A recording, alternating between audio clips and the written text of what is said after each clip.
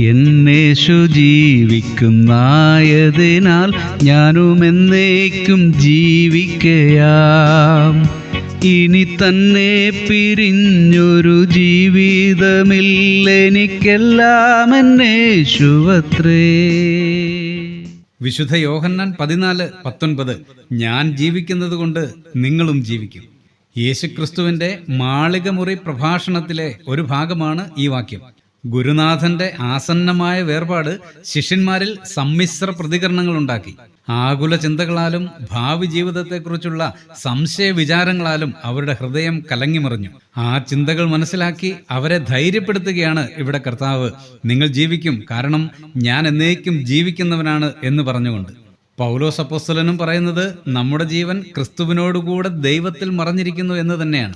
പ്രിയമുള്ളവരെ, കഷ്ടതകളിലും നമ്മെ ജീവിപ്പിക്കുന്ന ഈ വചനം ഇന്ന് നമുക്ക് ശക്തിയാകട്ടെ.